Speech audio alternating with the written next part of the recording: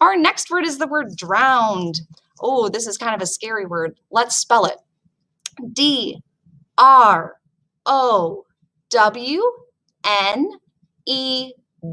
drowned. You can see there's an ED ending, so it happened in the past. The grass here in our picture drowned in the flood. So this actually probably happened around Midland when we had that flood last year, and parts of Saginaw, maybe even parts by you. So there were probably things like the vegetation, that's like the plants, that were drowned. Drowned means died or caused to die because they were underwater or another liquid, and that caused them to not be able to get air or to breathe, okay?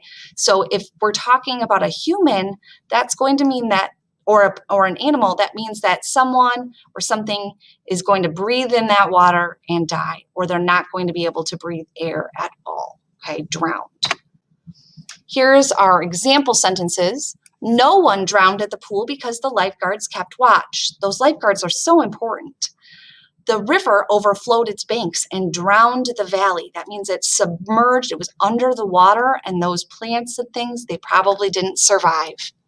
The spider fell in the sink and drowned, right? It couldn't breathe anymore.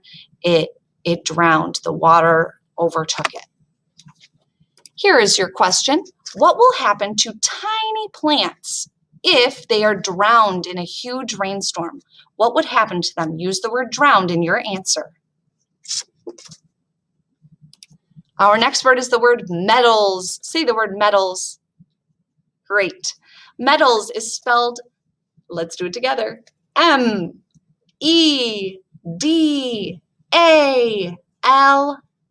metals. And I can see that this word is plural. It's more than one, because metal would just be singular, but there's an S at the end, which means there's more than one. And we can see in this picture that this officer wears many different metals. Metals are pieces of metal. Okay, notice that there's a difference in how they're spelled here. Metals has a D in it, but they're usually made of metal with a T.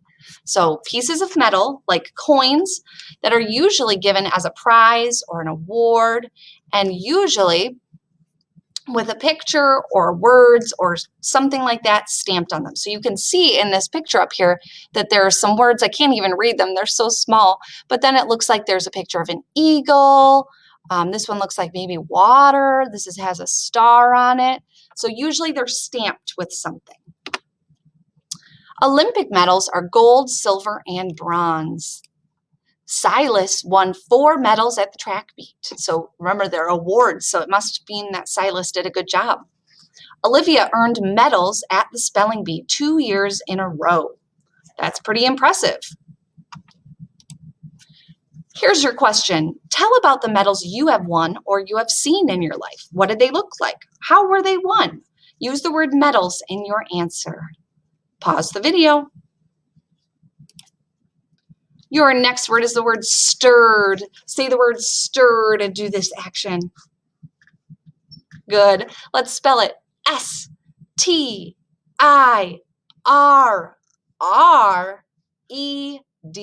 Stirred. There's an ED ending. There's that suffix. So it means it happened in the past. Stirred. Stirred means mixing something by moving it around. You could do that with a spoon, a stick, or something else. It also means just to move something, okay? So I always imagine when I hear the word stirred, a witch around Halloween who's stirring their pot of whatever potion they've made, right? Stirred. Stirred means they would have done it in the past. So the witch stirred her potion before Halloween night. Here are some example sentences. Mom stirred the boiling milk to keep it from burning. If you ever boil milk, you have to make sure you're stirring it. Jessica stirred lemon juice into her tea.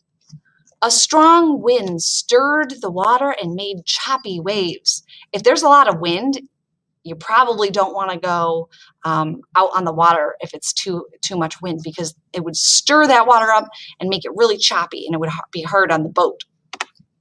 Here's your question. It's not really a question. You have to do something. You are going to be describing what it would look like if the wind stirred a pile of leaves. So imagine someone took a rake and raked up all the leaves and made it into a pile, and then there was a bunch of wind. What would it look like if the wind stirred up those leaves? Describe it. Pause the video. Your last word is the word strokes. Say the word strokes. Great. Let's spell it. S-T-R-O-K-E-S.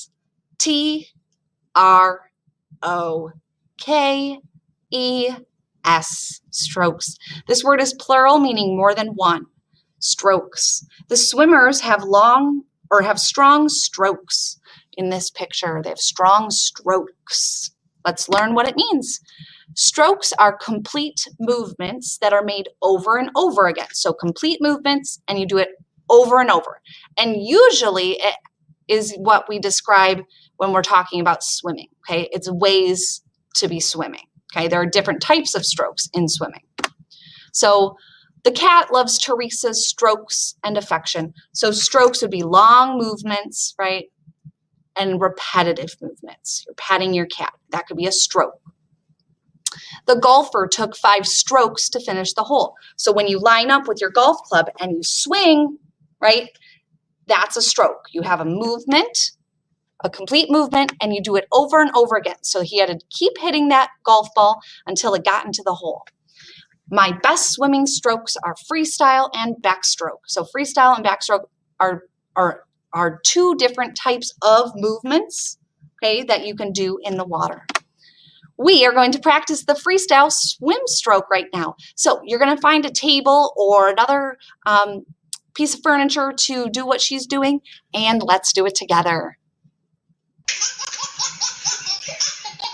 We hope you're all well. All right, put your hand on the table, and then you're making your arm move all the way around, just like she is. To help you maintain freestyle swim stroke. Freestyle swimming, it's good to practice the freestyle land drill. Remember, you have your turning arm and your blowing bubbles arm. Good job, third graders. Those are our words for the week. You are all done. I hope you have a wonderful week.